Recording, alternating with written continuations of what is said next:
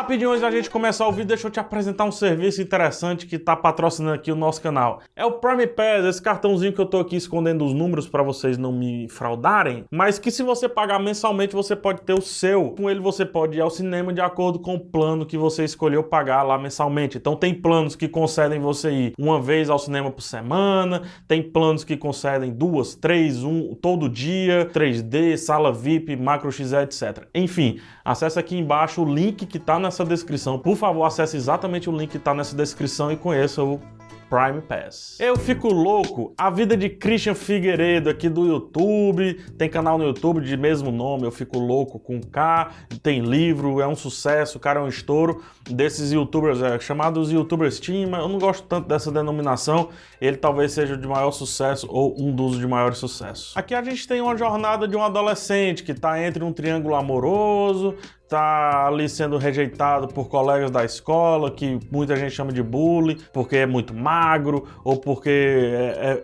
propriamente youtuber, fica fazendo esses videozinhos pra internet, ou por sua falta de aptidão sexual. É a discussão de todo adolescente que viveu um pouquinho parecido, tem a mesma discussão, adolescente classe média no caso aqui, né? Eu, por exemplo, fui isso, e tudo parecia maior do que realmente era. Então a história é sobre isso, sobre coisas que parecem maior do que realmente são. Por mais que seja essa história, no filme, pra mim, o ponto alto é a relação dele com a avó. Tem humor, tem um pouco de comédia, por mais que nem todas as piadas funcionem, e também tem um pouco da carga dramática que o filme tenta trazer. E não explora tanto o relacionamento dele com os pais, principalmente com a mãe. Com o pai, ele é utilizado até como um alívio cômico, só que as piadas com a avó funcionam muito mais do que com o pai em si. E tem um elemento bacana também, que é ele, o próprio Christian, falando conosco. Quando ele quebra a quarta parede, o filme para e ele entra na frente do filme falando aqui mais nesse formato vlog, só que com a câmera na mão, que dá um formato um pouquinho mais dele vlog. O filme deveria ter apostado muito mais nisso, do começo ao fim,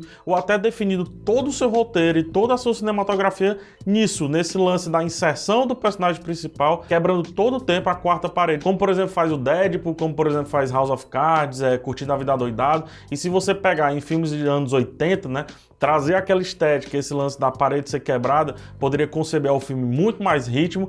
E vamos lá, né? O próprio Christian Figueiredo falando sobre a sua própria história, eu acho que não tem ninguém melhor do que ele para falar sobre ele mesmo. Em determinados momentos ele flerta com estética um pouco mais indie, ali em, sei lá, um fragmento do filme só ele flerta com essa estética. Talvez poderia ter apostado mais nisso, talvez poderia ter ido mais no que o Juno é, ou no que o Pequena Miss Sunshine é. Pegar essa estética indie e trazer pra frente do filme. Não foi, beleza. Então por que não fazer algo um pouco mais seco, como são os vlogs, como são os produtos aqui do YouTube, né? Acho que é algo um pouco mais palpável, seco, com a trilha sonora menos saturada. Eu acho que poderia ter dado um ritmo mais interessante, mais íntimo ao filme, e obviamente tornaria o filme um pouquinho melhor. A direção até funciona, tem uma ou duas composições de quadro que são bem legais, principalmente numa composição de quadro que junto com a fotografia consegue transparecer uma tristeza muito grande do personagem principal diante de um fato que aconteceu na vida dele, e aí ela funciona, né?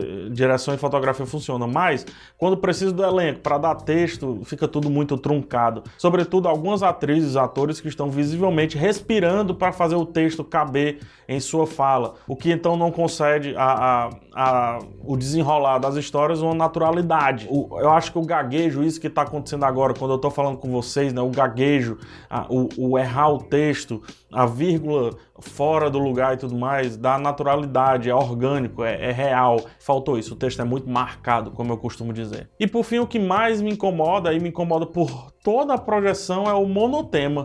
É esse lance do loser, vai loser, volta loser, apanha, desapanha, a mãe, não sei o quê. É um sofrimento que tá dentro do microcosmo dele, foi um sofrimento, dentro do microcosmo de várias pessoas vai ser um sofrimento, isso é fato. Só que eu acho muito pouco. E como eu falei lá no início, é só uma fase da vida onde tudo aparenta ser maior do que realmente é, inclusive o sofrimento. inclusive os amores, inclusive as decisões e tudo mais. A história em si, ela é bem menor do que o próprio filme, assim, o filme teve que ficar esticando e retalhando uma história que é relativamente pequena, curta. E no final, quando a mensagem do subtexto ganha a mensagem do texto, que é quando o Christian assume, eu gosto do fato dele assumir o filme no terceiro ato, mas desgosto desse discurso de que tudo deu certo na vida dele porque ele ficou famoso e olha aqui as pessoas gritando que me ama e tudo mais. Sei que não vem ao caso porque isso aqui é uma análise, uma crítica e tudo mais, mas se alguém estiver escutando isso aqui e se apegar a esse discurso, de verdade, não faça isso não, faz mal. O simples, né, o mundano,